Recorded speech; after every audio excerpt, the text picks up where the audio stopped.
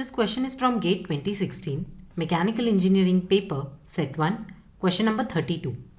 A horizontal bar with a constant cross section is subjected to loading as shown in the figure. The Young's moduli for the sections AB and BC are 3E and E respectively. For the deflection at C to be 0, the ratio P by F is dash. Let's draw the free body diagram first. I have separated out parts BC and AB here. We have an external force F away from the free end. So the total force in this part or the member BC is F tensile force. Now at joint B, we have a compressive force P, and to maintain the joint, we will have to give a equal and opposite force of F on the left section also.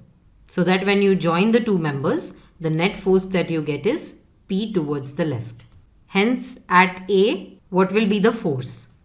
P should be resisted by a P force towards the right, and force F should be resisted with the opposite force F towards the left.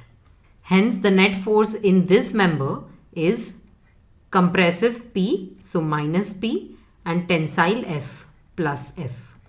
We have taken compressive force as negative and tensile force to be positive. We can write the result here. Force in AB is F minus P and force in BC is plus F.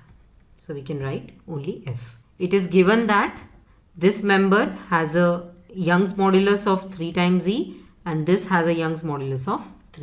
Now let's calculate the deflection for each of the members under this stress state. In general, we know that stress sigma is equal to Young's modulus into strain. This is by Hooke's law.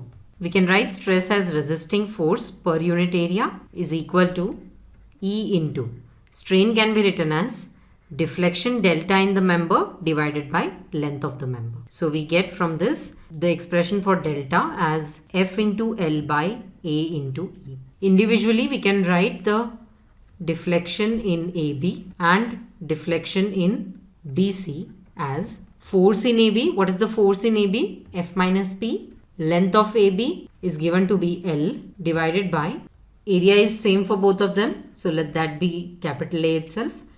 And Young's modulus is 3 times E here. So we get F minus P into L divided by 3AE. Equation 1. Deflection in member BC will be force in BC is F into length of BC is also given to be L divided by A. Young's modulus of BC is however E itself. So we have FL by AE. Equation 2. Now total deflection at C will be the addition of deflection at B and deflection at A, cumulative deflection, because A is a fixed joint. Deflection at A is 0. This is point A and this A denotes area. So don't mix it up. Deflection at section A, that is fixed joint, is 0. Now deflection at B will be the deflection of member AB, that is this one.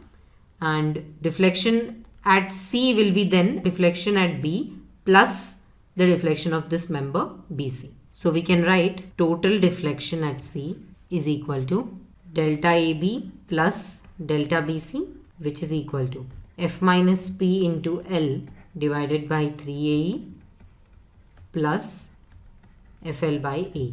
It is given that deflection at C is 0 and we have to find the relation between F and P.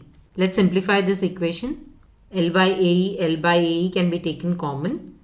We are left with F minus P by 3 plus F equal to 0. Making the denominator equal, we have 4F minus P is equal to 0. We have the ratio P by F is equal to 4. This is our answer. Let's fill in the answer in the question. For deflection at C to be 0, ratio P by F is 4. To learn more about deformation, stresses and strains, you can refer to the NPTEL video, Module 3, Lecture 15. Deformations, Strains and Stresses. It is from the course Micro and Smart Systems by Professor G.K. Anantha Suresh. He is from Department of Mechanical Engineering, IISc Bangalore. I hope this solution will help you clear your doubt. Thank you.